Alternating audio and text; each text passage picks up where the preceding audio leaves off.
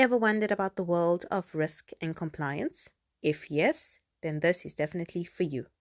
In this episode, we are very excited to be spending time with Vishnu, a compliance manager from Ghana, who has graciously agreed to share his journey into the world of compliance and anti-money laundering with us. I'm also very excited to have a special appearance by one of my co-hosts. So without taking any more time, let's get into it. Vishnu, compliance. That seems a bit of a scary word. So what led you to compliance? This is an interesting one. So well, growing up, I never dreamt of actually venturing into compliance. What I had in mind growing up was the fact that I wanted to be a lawyer.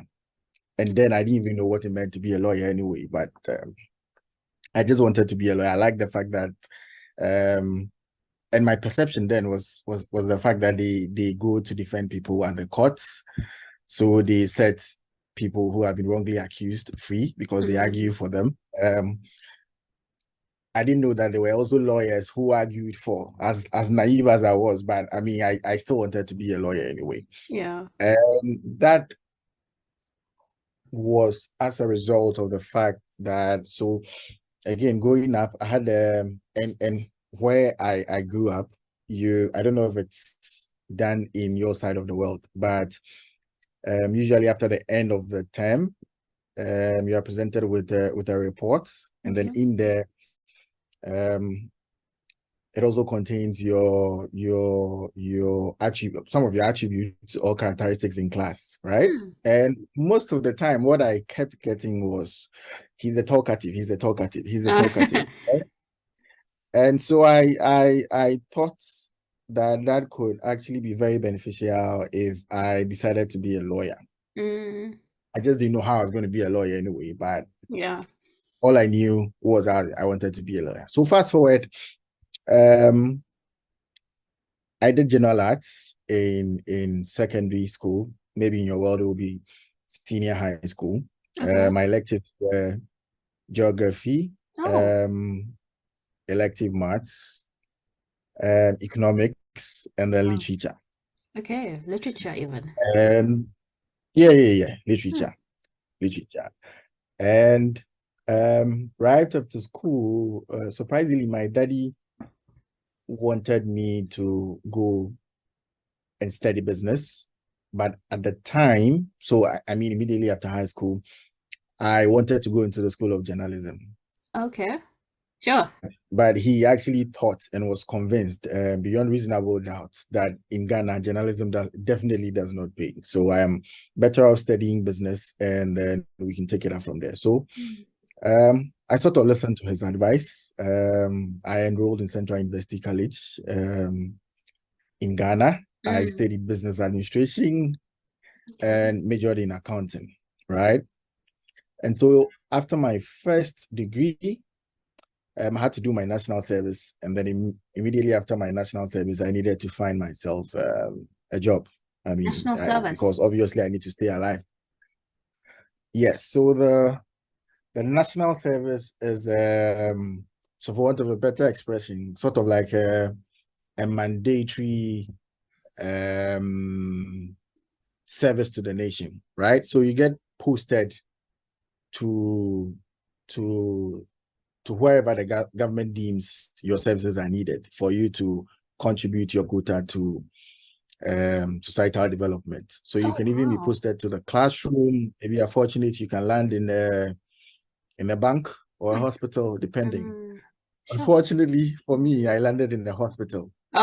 Yeah, so usually you do that for a year, right? Okay. And then after national service, you can begin to look for a job. So that is actually a mandatory requirement. Every prospective employer would warrant you to submit your national service certificate before granting you employment. So that is actually very important. Interesting.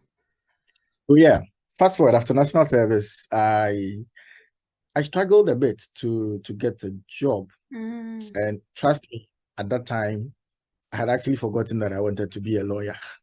You were just wanting whatever could come your way. Exactly, Mm, because I needed to pay the bills yeah. and anything to pay the bill. I mean, so far as it's legal You and Nothing it's dodgy. not immoral.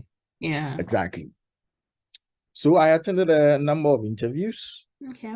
and then I had one. The role was a marketing executive, and so at the interview, I think the panel wanted to find out whether I knew how to drive. Unfortunately, at the time, I didn't know how to drive. So Okay. I promised them that I was going to learn how to drive and be back in 2 weeks, which they agreed to. Hmm. So they And gave so, you that time to go and get yeah, they did. your driving They did. license. Okay. They did. They did. And frankly speaking, I think that was a very generous thing they Yeah. did, because I am sure there were also a number of very qualified applicants. Yeah. So just when I was about completing my driving lessons, I had another offer from then a savings and loans company. Okay. And that offer was a compliance and money laundering reporting officer. I mean, so instantaneously, I mean,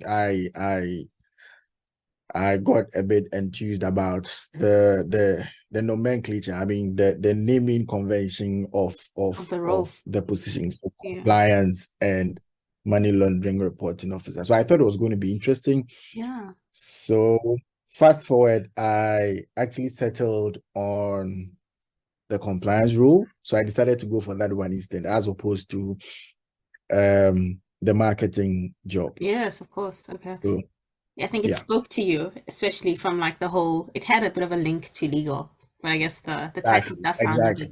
exactly. To a large extent, I actually think that also influenced my decision to Hmm. look for compliance. And trust me, I was very clueless as to what the specific requirements were as far as Yeah. the role was concerned. And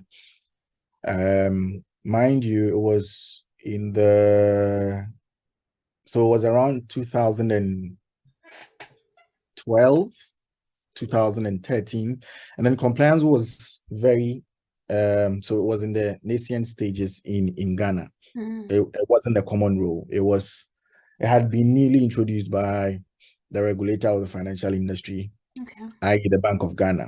So then accountable institutions were expected to employ the services of compliance officers, right? Hmm. So yeah, I started my new role being very optimistic. Unfortunately for me, um, there was no one I could learn from, because it was totally new. It was a totally new role that they had created for me. Okay. So I had to do a lot of reading and research, trying to come up with what specifically the requirements were. And then Yeah. I noticed that to a large extent, there are lots of similarities between the expectations of a compliance officer and that of a legal officer. I think one of the very few additions or twists to the expectations will be the fact that for compliance officers, there's also a money laundering and terrorism financing risk that you are expected to mitigate, Okay. right?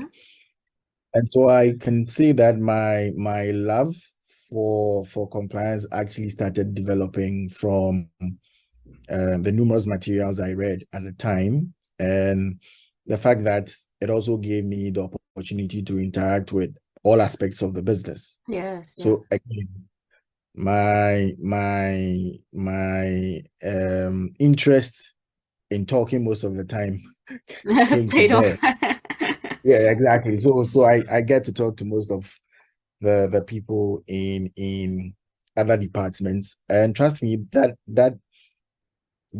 job description or that role never gets boring. There's always something new that would warrant or would need your attention. So something you have not dealt with previously. So it Okay. was sort of challenging, but it paid off. Yeah. Sorry, So I'm gonna pause you there. So essentially you went into this role straight after your studies and it was a new role in the company. So essentially you had to set the role up in a way because you like had to develop this function.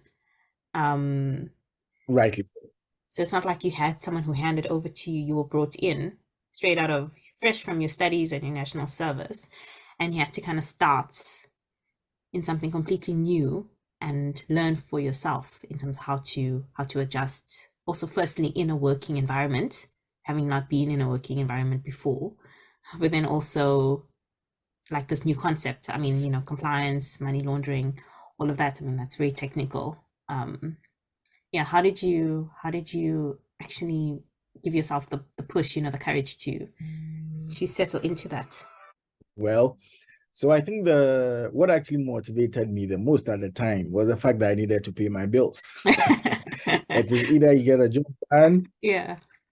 or you pack your bag and leave, right? Mm. But well, fortunately for me, I was privileged enough to have carried out a number of internships in some companies, even before my national service. So mind you, Okay. the national service gives you 1 year of work experience in addition to the internships that I had carried out earlier. So we can say that I had about, well, almost 2 years working experience, Okay. although it was not experience in a very formal setting. So I wasn't given a contract of employment, that kind of thing, right? Okay. In fact, I must admit it was very challenging during the early stages because one, I needed to understand the role myself, and unfortunately for me, the role also required that I train the other stakeholders in the business on what money laundering is and their obligations as far as the law is concerned. So Sure. Okay. why I needed to understand it myself and Yeah. then probably come up with a means of training the other employees in the Yes. company. So it was pretty difficult in the early stages. Like I said earlier, I did a lot Of of reading. reading, a lot of Mm. research. And Mm. unfortunately for me at the time, I also didn't have a lot of friends in the banking or financial industry whom I could consult. Yeah. Right. So it was mainly doing researches on the internet, reviewing directives that the regulator had released, new Mm. acts, looking at the AML laws, regulations, etc., etc. Yeah. So over time, I sort of built the interest, and I became very engrossed in the work of compliance Mm. and the fact that it was sort of like a second check for the business to work within the ambit of regulation. So Yes. you get to interact with everybody in the business. Yes. So right from the cleaner to the MD. So yeah, Okay. it was interesting. Um yeah, so I spent about 2 years in the savings and loans company, and then I moved to another savings and loans company, and then later to a bank. Okay. Um So yeah, in the bank, I was still in the compliance department, but I focused more on fraud. So Mm. compliance is a bit broad. You have certain entities actually combining the risk, compliance, and legal, and In one some function. aspects of Mm. fraud as well. So Okay. yeah, in the banking setup, I focused more on fraud specifically in fraud management in the e-channels section. So like you have prepaid cards, mobile money transaction, debit Okay. card, credit cards, Yeah. etc., etc. And then later on, so there was another aspect of compliance that bordered on data protection. So it was again something that was beginning to develop in my side of the world, which is Ghana. Yeah. So I was fortunate to have been nominated by then my head of department to undertake a certification course with the Data Protection Commission to be a certified data protection practitioner in Ghana. Oh wow. Okay. So I did that, and fortunately for me, I had a change of role.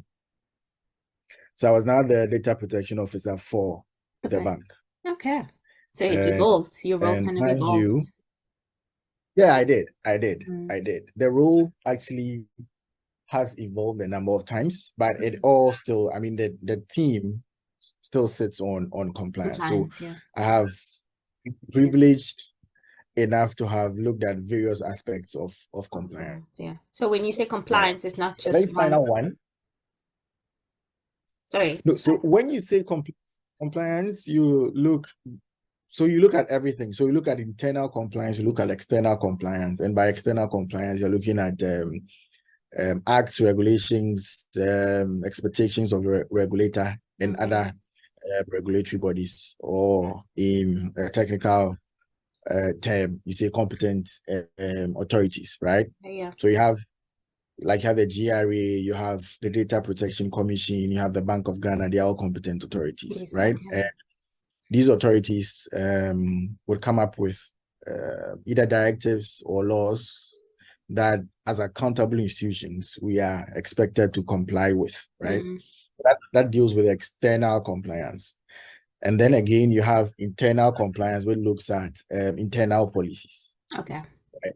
So you'd ensure that as an entity of going concern, your business is complying with internally documented policies. Yes, okay. And again, to a large extent, that reduces any risk that The business or is likely to crystallize. Yes. And again, that also confirms or ensures the going concern of the entity. So you look at compliance broadly in those two angles, right? And then there's another aspect of compliance that borders on AML, which is anti-money laundering and countering the financing of terrorism. So AML, CFT, and then there's a P, which is the proliferation of the financing of weapons of mass destruction, right? Yeah. Yeah, so that to a large extent seeks to prevent an accountable institution as being used as a conduit to facilitate money laundering. So in other words, we are trying to mitigate the money laundering risk. So now let me go back to my last days at the bank before I finally move into what do you call it, the fintech industry. So yeah, when I was appointed as a DPO, there were a number of, so mind you, the entity at the time that or had not implemented any or a data protection program, right? So in terms of data protection, for want of a better expression, I can say that we were not compliant, and I'm using it carefully. So not compliant carefully, right? Yeah. So there was actually a lot of work to be done.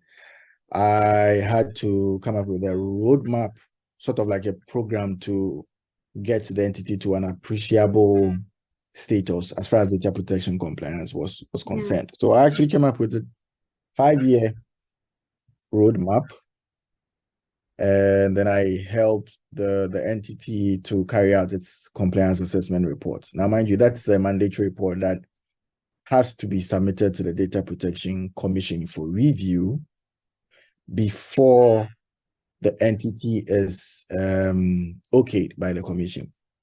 Oh, wow. Okay. Right. And that are given or have his license, so data protection license renewed. Okay. So Right. I mean, So I did that. it's quite a business critical thing, I guess. Yeah, it is. It is. And fortunately, unfortunately, in Ghana, any entity that wants to deal with you, one would want to confirm that you have been certified by the Data Protection Commission, because then it would involve, so most of these business transactions involves the use of personal information, right? So they need to be comfortable that you have the requisite processes or robust mechanisms to protect and maintain data privacy. Yeah. Okay. Right. So yeah, that's actually very key in my part of the world. So I think just about a year into the new role as a DPO, I just decided to take up a new challenge and see what the fintech world also holds. So personally, I always enjoy challenging myself. And sometimes I get bored. when I feel that I have outlived my usefulness in a particular setting. So I just want to take up a different challenge and see how it goes. Okay. So Wait, yes, so I took up sorry, I'm just gonna pause you there as well. So like I guess even though you were helping to implement big things, I guess a time came where you felt like, okay, you're itching for something new. Or was it just a matter of, yes, that's correct. this industry caught your eye? It's been quite, fintech is very popular nowadays, or has become very popular. Um, what actually drove you to? So for Okay, so for data protection, right? I think the very early stages was intriguing because I had a lot of things to implement. Okay, yeah. Because on a scale of 1 to 5, the compliance level of the then entity was at the barest minimum. So I brought it to about 4, and then left them with a 5-year plan. So I had actually instituted a lot of the controls, right? So it was from there going to be more like business as usual.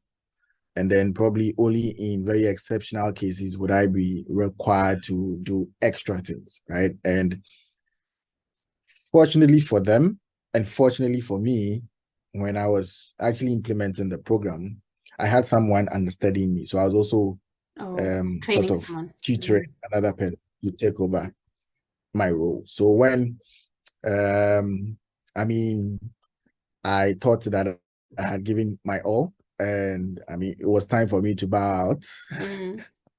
I just decided to take up a new challenge, and then again give the other person the opportunity to rise. Because mind you, he was only an officer, and I was so like a data protection officer, which is so in terms of hierarchy higher. So it's of managerial grade, right? So just for me to also give him an opportunity to experience what it feels like to be a manager, Oh I wow. I had to yeah, But I right, mean, did you not right. see growth for yourself there though?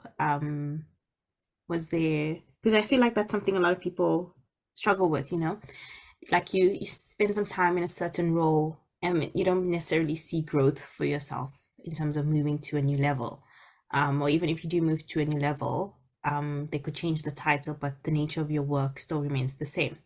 So I mean, for you, was it a matter of you might be stuck with doing the same thing all the time, which is becomes a bit like I get repetitive, um, or like did you see more opportunity for you in terms of the DPO role? So personally, I think I had overstayed. Okay.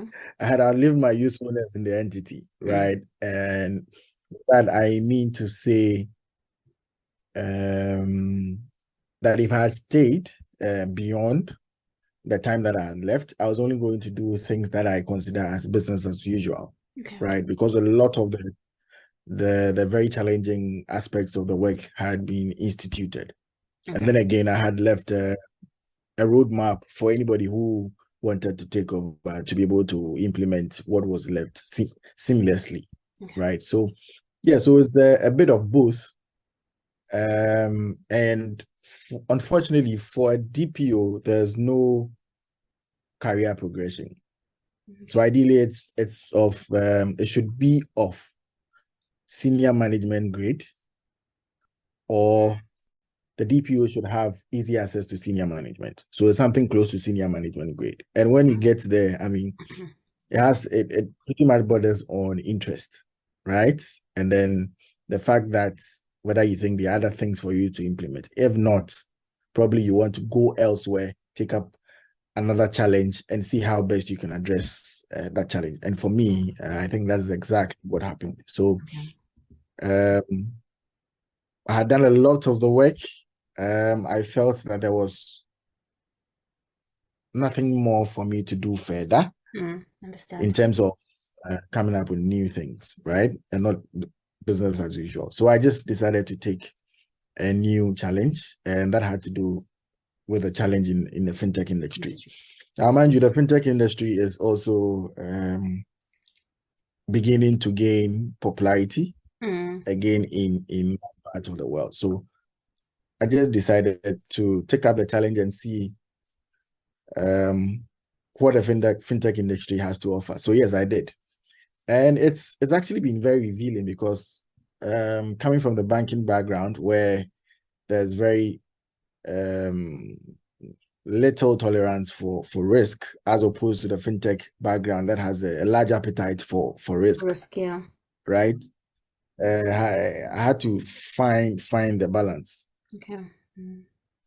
So in the fintech industry, it's actually been very challenging. It's been revealing as well. I have had to learn new things. Of course, yeah. And then that is actually something very interesting for me, because in my line of work, if you don't continuously learn, you'd be outmoded or outdated, and for that matter, you'll be irrelevant, right? Yeah. So, I mean, you always have So to the keep up to fintech date. industry has been Sorry, you always exactly, have to keep up to date with rules, regulations. It's always changing. There's always updates. So yeah, you have to always keep yourself updated. Just to, like you say, stay relevant and to be on top of things. right. That's very accurate. And then I think one other thing that I loved about the fintech industry is that for the entity that I work with, we are actually operational in a number of countries, right? So you are privileged to review well, a lot of regulations, directives, interact with a lot of regulators as well. Yeah. And then you're able to sort of draw the similarities or identify the differences between legislation. Oh, in the And then different even countries. sometimes to an extent, sort of recommend what, I mean, but it's a recommendation only to yourself and then your entity, but not to the regulator. Mm. What the regulators can do. But in instances where we have received draft exposures, so draft exposures are usually the regulators' way of exposing laws that are yet to be passed. So either directives or laws that are yet to be passed, and that would affect accountable institutions, to these institutions to review and see whether they have comments or whether they would want to make any additions to Okay. these Mm. laws, directives, or whatever it may be. So yeah, in that aspect, yeah, we've contributed or sort of giving recommendations or proposals to regulators, and yeah, it's been great. It's been great. You know, the typical banking sector looks at, it's not too much focused on the less privileged. But for the fintech that I work with, I think there's much emphasis on the less privileged, and they are very interested in driving financial Inclusion. inclusion. Mm. Okay. So there's a bit of a social So yeah, impact as well. So it's there's like the exactly, business side, but I think the driver of the business is the social impact that it's trying to make. exactly. Personally, I've always held the view that whatever we do, we are expected to impact, or it should have an impact on the society Yeah. that we live in, right? So yeah, that's also a very good thing for me. Mm. So I think that's nice because I think often you tend to like working in a lot of organizations, it's just deadlines, work, deadlines, work, deadlines. You sometimes don't get to see the impact that you're making in the world, right? So having been in different, different companies, I think there's a link, a theme in terms of all the companies that you've been at. It's all finance related, a bit of maybe Right. technology, more recently, fintech specifically. But how do you, in each of your companies, how have you dealt with like work-life balance? Um, I find that's something I've struggled with a lot as well. And I'm sure there's a lot of people out there who struggle with it as well. But how do you, I'm sure the pace in each of the companies you've been at is different, right? Um, how have you dealt Right. with work-life balance? So this is really a very tough one. Um, okay, so the stress that comes with what I do is actually dependent on the type of entity that I work for. So obviously, the stress that you go through in a savings and loans company is not the same stress that you may encounter in a bank, right? Okay.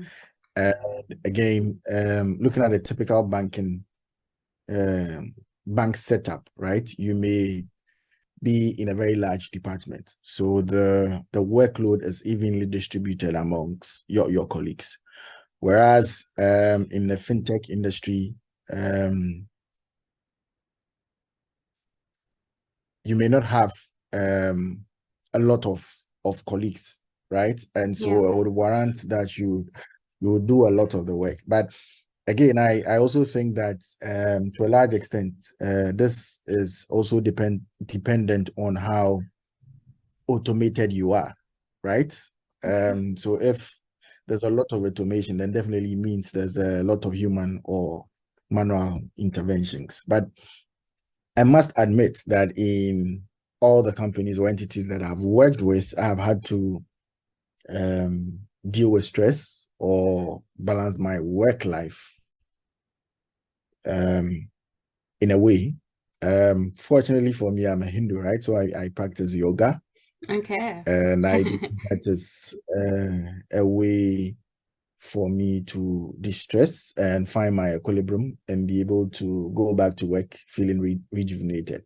I am not saying that has been the only solve, but that has worked a couple of times. I've also had to sort of come up with wild ideas on how to distress. I recently found out that I'm able to quickly distress when I go to the beach. Okay. So yeah, if I feel I am tired, if I feel I'm too stressed, I can go to the beach, change environment, and then relax. Eat something I've not eaten in a very long time. And then I'm sure the next time Yeah, that sounds like I me. should see. Oh, that's interesting. It works, trust me. Although, I mean, I don't have a So beach yeah. where I'm staying. In Johannesburg, there's no beach. Oh, So I I think see. I envy you there. But yeah, I feel like food is my escape. It's a very bad escape. But you should also make sure that you don't put on a lot of weight. Yeah. Ugh. Yeah, so yeah, it's worked for and personally for me, I do not have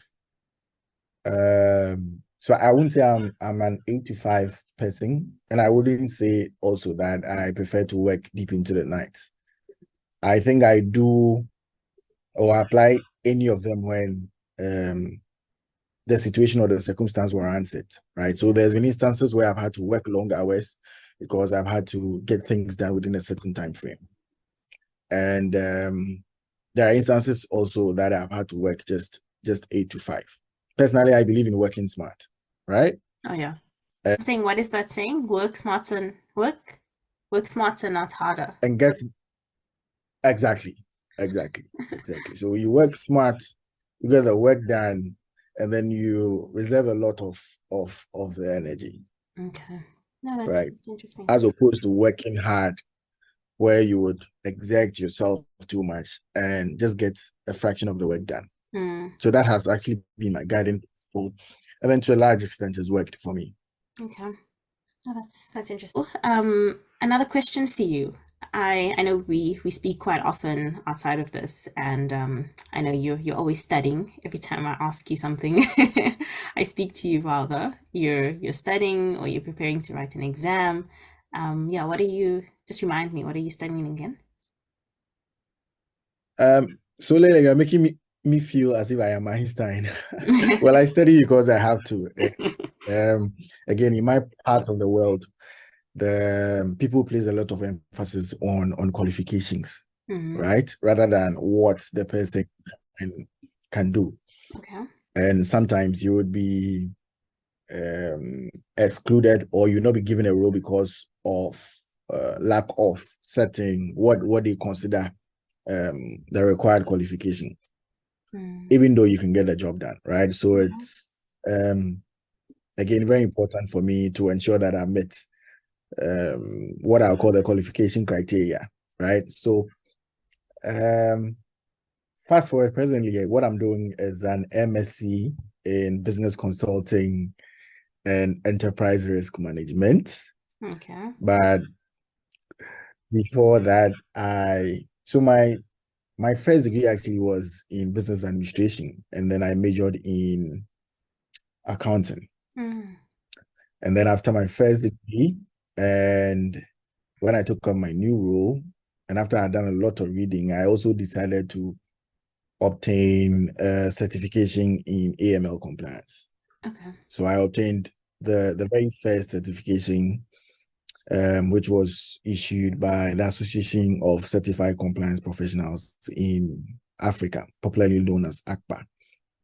And then from there, I got a bit curious, right? Because I would only be considered as an accountant if I obtain a professional qualification in accounting, right? So Oh, in Ghana, you can do a PhD in accounting, you would still not be considered as an accountant. You need that professional qualification.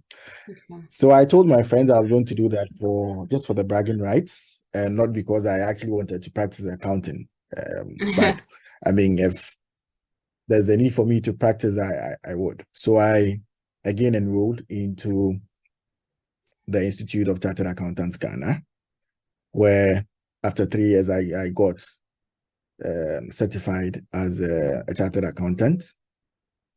And then after that, I also took up a certification with the Data Protection Commission. And then I was duly certified as the Data Protection Officer Oh, wow. for my entity. And then after I'd moved to the fintech, so personally, what I have tried to do is that maximum every 5 years, I should do something new in terms of academic qualification. Okay. Yeah, I like that. And take another qualification, which is CFCS. And that again is issued by the Association of Certified Financial Crime Specialists. And then after Crime that, specialist. Sorry, did you say crime specialist? so Certified Financial Crime Specialist. So Okay. that is an association that certifies individuals who are interested in the fight against financial crime. Oh my. Sure, Vishnu, you're putting me to shame Yeah. here. Yeah, wow, that is amazing. That's amazing. Yeah. I'm actually quite impressed as how you're always trying to upskill yourself. I think fortunately for me, anything I set my mind to, I'm able to get it done. I mean, That's so important. it's not too difficult doing a number of things that are not directly related. But I mean, to a large extent, they are all related, but not Not interdependent, very yeah. directly. Exactly. Yes, I decided to finally take a master's program in risk and business consulting, and I'm sure in the near future I may venture into consulting. Okay. I mean, the whole concept is to assist people with remedies to their problems, right? Okay. And that has been the very guiding principle in every work that I do. I should be able to solve problems of people, Mm. right? So maybe ultimately somewhere in the future I would want to be a consultant. You're thinking, I mean, so is your long-term plan to move into being like your own, let's say, business in terms of your own company providing consulting services, or would you venture into one of the more established consulting firms? Like, where do you see yourself in terms of? So at present, I am currently setting up, so together with a couple of friends, setting up a consultancy firm, Oh, wow. right? As part of my social responsibilities, there are a number of contracts or tasks that we would do pro bono. So just free of charge, trying to help people with the problems that they are facing. And I mean, it's because I can help, and it's because I'm in a position to help, right? So um, I would do that for some of the cases, but you would bear with me that again, the bills would have to be paid. So in Yeah. some instances, we would also do that for a fee.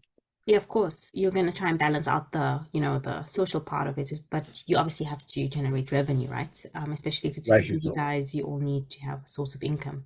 What led you to that? What led you to wanting to, maybe move out, venture out rather on your own? Well, I think I have always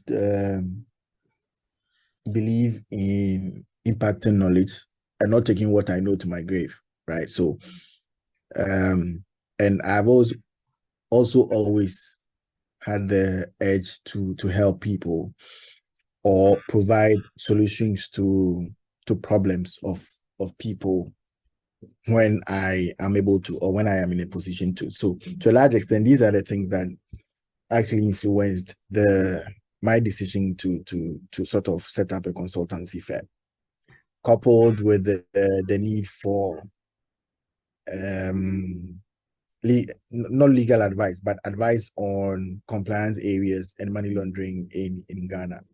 Mm, Right. So I just decided to also help people address these problems. So yeah, okay. to a large extent, that is what influenced my decision to collaborate with my friends and set up the consultancy.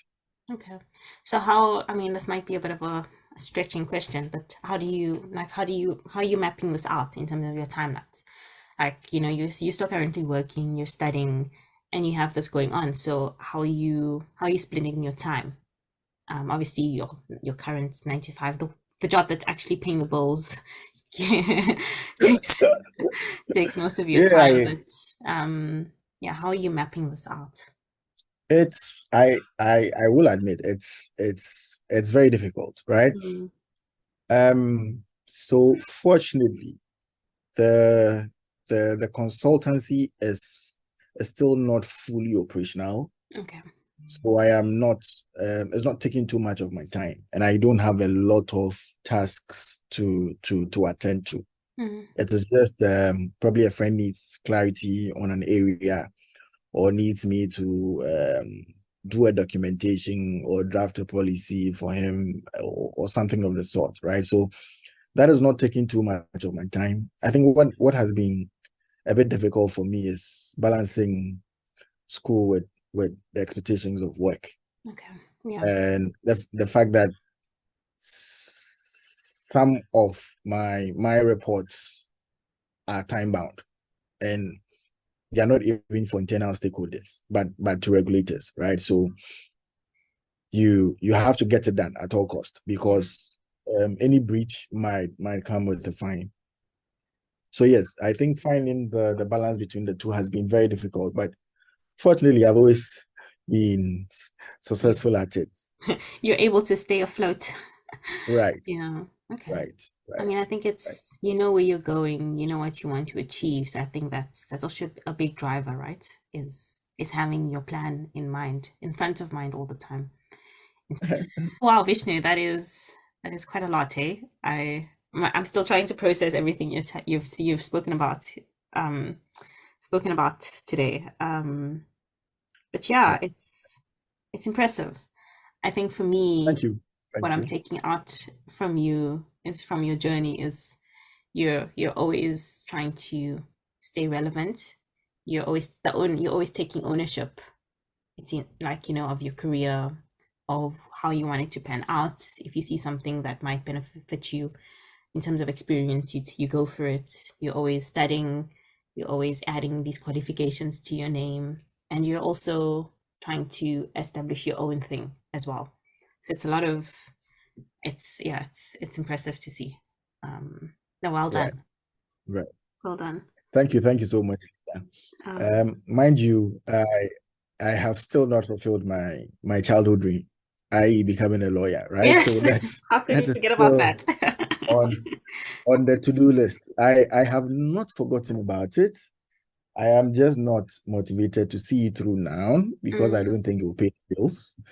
And also I think there's a lot at stake that needs my immediate attention. But probably somewhere in the future, as part of my self-actualization stage, I may take a degree in law or something. But yeah, mm, it's still it's on the cards. on the to-do list. And Mm, then another thing that always keeps me going and wanting to achieve more is the fact that I have told myself that in any institution or setting that I work in, if half of employees are going to be laid off for whatever reason, I'll make sure that I'm part of the half that stays, right? What it means is that I always have to be doing more or slightly more than is expected, right? So I am always wanting to give my employees a reason not to lose me. Yeah, always putting in that 110%. I like that, Exactly. what you're saying. Out of the half that gets retrenched, you need to be part of the half that stays. Exactly. That's a nice one. Exactly. And you can only really do that by standing out, right? Yeah. That's right. Actually, but just on that, are you an introvert or you like I get from you like you're an extrovert. It sounds like you like speaking, you like being out there.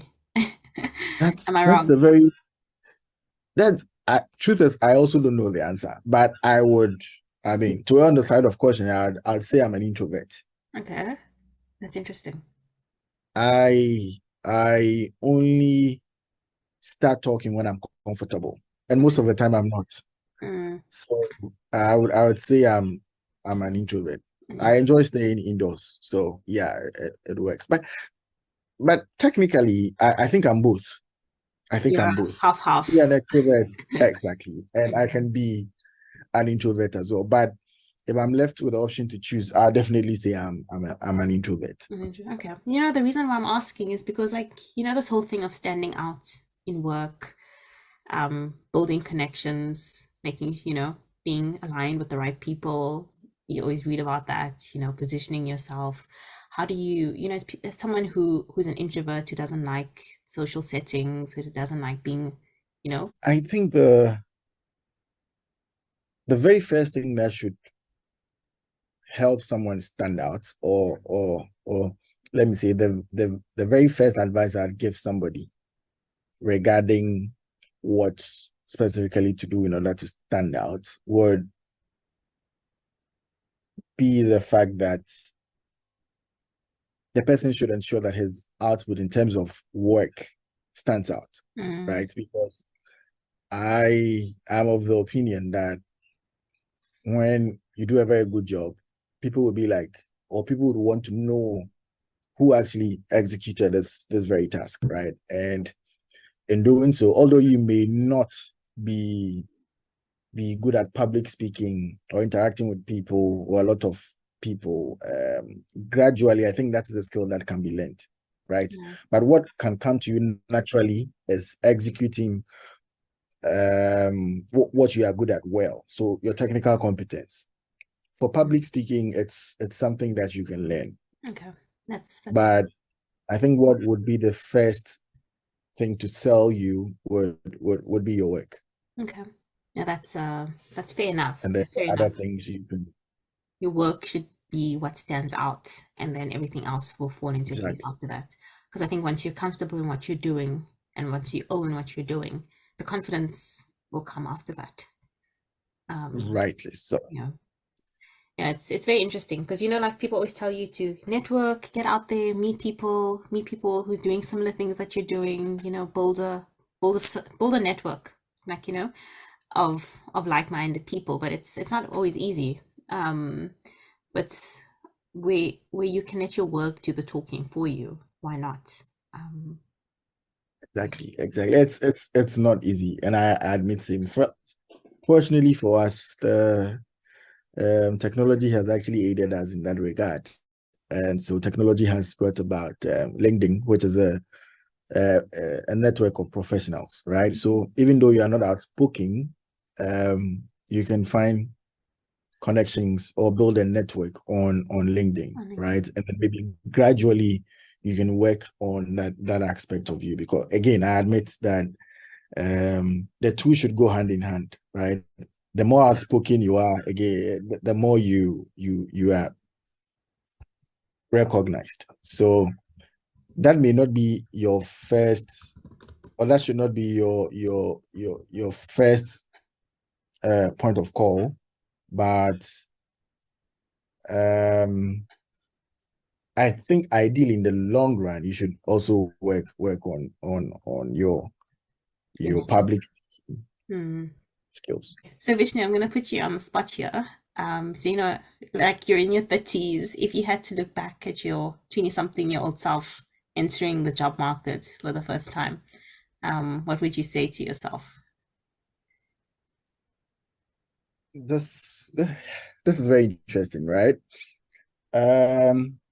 So the advice I give to my 21-year or 22-year-old self entering the job market, well, it's something I call delayed gratification, right? I noticed that usually when you get your first job, the focus is on having fun with what you have. I mean, your what you have suffered for, which is your salary, right? And I think that when you get your very first job, it is just to set you up for greater things to come, right? So whatever you are earning as salary should be used wisely. Okay.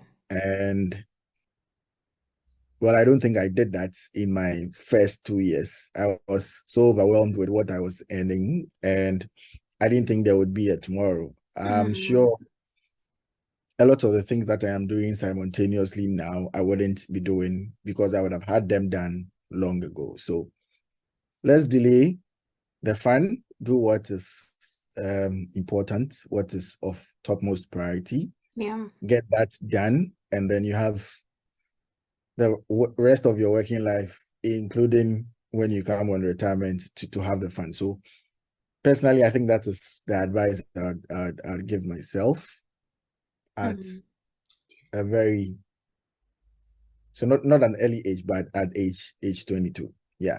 I got sort of carried away by my salary. So yeah. Delayed gratification. Yeah. Yeah. I think I'm guilty of that as well, if I'm being honest. Because you're earning your own money. And it's like, yeah, I can buy Exactly. this, I can buy that.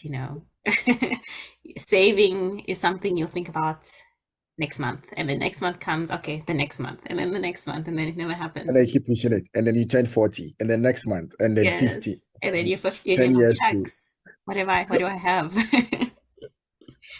No, that's true. I think it's not too late. exactly. I think that's just important to I remind myself as well is it's never too late to start again or to pick yourself up and start again. But at least you know better. Right. I agree. Yeah. I agree. Okay. So Vishnu, I have a question, yeah. So assuming I'm a fresh graduate from school, when you're doing your first degree, often you're not so very conscious of what you want to do. You just do any course because you feel if you can do it and all. Assuming I graduate from school and I want to be an expert like you in the compliance field, in the risk field. I mean, I want to enter the fintech industry. What do I need to do? Or what do I have to look out for? What is it that you'd recommend or you'd tell me to do to be able to enter into the field and excel? Not just enter into the field, but then to excel and become someone like you. What would you say? Okay. So I think oftentimes, right, we focus on trying to be other people rather than identifying what our interests are. Mind you, someone may want to be me, and not because he has an interest in the area of compliance or risk or whatever, but probably because of let's say the prestige that comes with it or the money that comes with it, right? And if you do, well, I've learned this over time, that if you do something that you do not have interest in, you hardly excel. So if your interest is in music, make sure you do it to the best of your ability. And again, it is very important to see how to monetize it, because again, the bills would have to be paid. But working on the assumption that you have an interest in compliance, risk, AML, then I'll just say that read more, read wide, read anything you can find on risk, read anything you can find on compliance. Tell yourself that if you go for an interview, you are going to wow the panel. I mean, always look for ways that would differentiate you from other competitors. And just take one thing at a time, right? And success is only arrived at a stage in life. You don't start and get successful immediately. That is not how it works. You would make mistakes and be ready to put yourself together, get up and continue if you do make them. You make mistakes, you learn from your mistakes, continue to persevere, always have the goal in sight. So if I want to be a very good risk professional, what will make me a good risk professional? Is it the courses that I'll take? Is it the books that I'll read? Because I would not want to, or I cannot have, or I don't intend on becoming a very good risk professional and be in the studio with my friends trying to come up with a song or be playing football. So you have to, first of all, you have to get your priorities right? And again, that is getting your priorities right to a large extent is based on your interest. So once you have the interest, you get your priorities right, then you start working towards the goal. So you learn, you read. Is there any qualification that would make you more competitive in the market? You take that qualification. But the most important point is continue to read, continue to learn, because these things are ever evolving. So that's the advice I'd give to someone, Michael. Fantastic. I like that. Leila, what do you say? I like that. I really like that. Yeah. So for Salavi, we were saying last week, Leila, that we want to be celebrating the trailblazers, and I see Vishnu as one of them.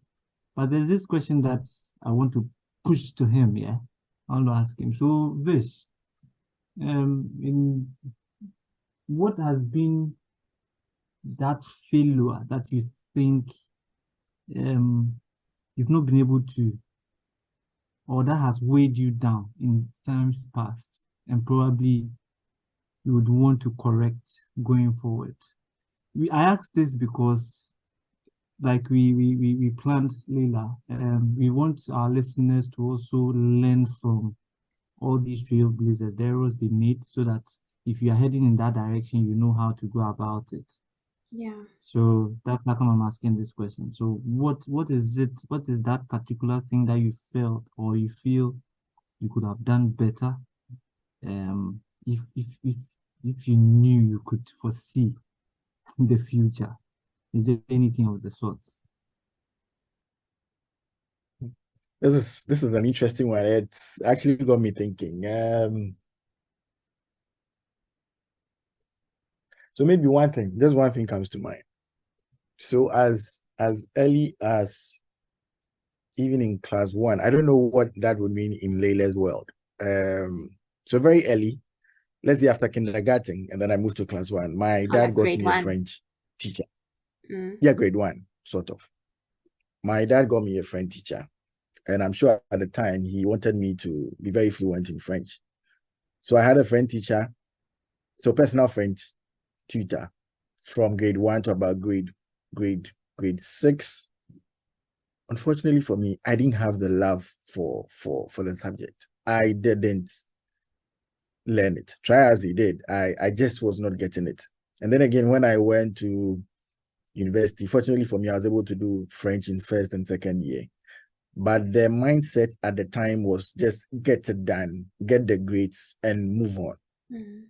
But looking back, if I had developed the interest and studied French very well, I am dead sure that it would have actually placed me in a very enviable position, because then I would be very fluent in 2 international languages. i.e. French, and then English. Well, if not fluent, at least I can communicate. Yeah. And so for me, that has been the biggest regret. Unfortunately, I don't know how to correct it, but I am sure You still have time. It's never too late to learn. Guys, are you listening? that's You learn true. French. You should learn French. It's very important, guys. That's I agree. That's true. I think, listening to my own advice, what I would start with would be the interest. So whipping up the interest, because I need to get the interest in order to be able to pursue French. And so, yeah, it's something that I would do. I think one of the very noble things to do is to admit that you have a flaw and then work towards it. Yes. And I like that. yeah. So it's something that I would do. Something that I would do. Before we let Vish off the hook, what do you do for fun, Vish? Because we know that all work and no play makes Jack a dull boy. So what do you Make do Jack for a fun? dull boy. Yes. That's an interesting one. So I try and hang out with my friends when I have the opportunity to, or when they are available. I watch movies. I go to the cinema. I go to the beach. I think I would love traveling as well, but I mean, my finances have other pressing things to attend to, so I have not really explored that yet. But yeah, basically these are the things that I do. Yeah, and to meet new people. Yeah. One of my favorite questions I often ask a lot of people. So, power, fame, and wealth. Choose one. What do you choose? Which one Power, would you pain, choose? and wealth. Power, fame, and wealth. Power, fame, and wealth. Power, fame, and wealth. I choose wealth, and I guess the following, the subsequent question would be why. Yes. So why? Because I believe when you are wealthy, it comes with power and then fame. Okay. Yeah. So who's the richest man in the world? Is it still Elon Musk? Yeah. Great. Is he famous? Yes, he is. Is he powerful? Yes. Very, very powerful. So I got my answer right. Yeah. Okay, Vish, so before we let you go today, what's one word that you would use to describe your journey? From when you entered the working world to where you are today, what's one word that you can use to describe your journey so far? And your journey to come, of course. So far will be challenging. To come will be interesting. So 2 different words, right? And I say this because of the amount of effort I've had to put in to be where I am today. And hopefully the future is going to be interesting, because at least now I've gathered some experience and learned from the mistakes that I made in the past. So you've set the foundation, and the future is interesting in terms of what can still come. That's brilliant. I like that. Exactly. That's amazing, Vishnu, and I wish you all the best. I'm sure you're going to achieve much more great things, more qualifications. We're going to see a long list of qualifications that you've achieved. And yeah, we just want you to keep reaching for the stars. Okay, so thank you both. I wish you well as well. It's been a privilege being the first to appear on Selfie. C'est la vie. Say it. C'est la vie. C'est la vie. That's life. That's life. That's life. Yeah. That's life. No, it's been a privilege to have you. And yeah, I think there's still lots more that we can learn from you. Especially, like we said, compliance is so broad. To bring you back to share some more insights about it as you develop. Right. I'll be looking forward to the next invite. Cool. Thank you so much. Thank you, Layla. Thank